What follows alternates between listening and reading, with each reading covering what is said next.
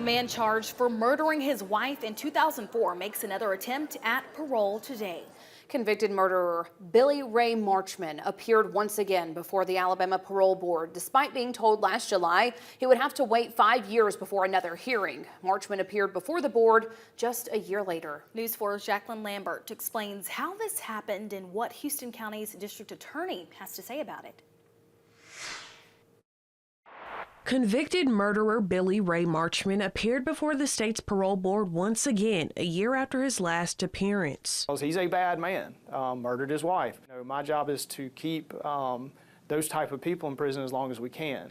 Marchman, who is currently serving 99 years for the 2004 murder of his wife Pamela Stewart Marchman, has had considerable health problems for years. Despite being told in that July 2024 hearing that he would have to wait 5 years for another chance after being denied, Marchman appeared back before the board.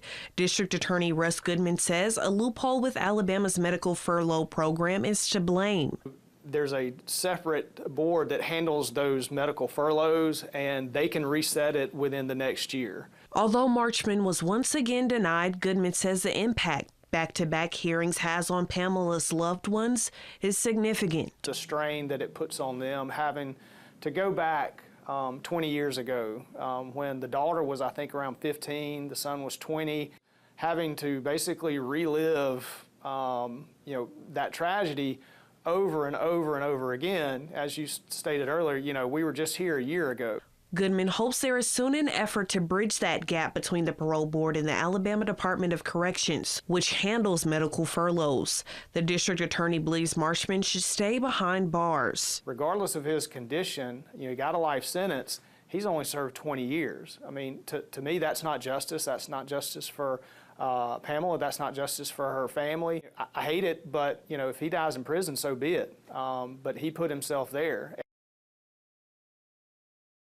Ultimately, Marchman must wait until 2030 for his next parole hearing. Wiregrass Angel House Director Shelly Linderman shared her thoughts on the latest hearing. She says, quote, "This is one very agitated victims advocate who is sick and tired of seeing victims victimized.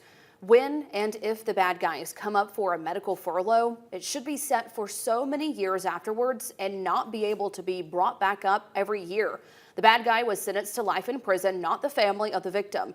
When is it enough? When is enough for these victims to have to keep taking it?" End quote.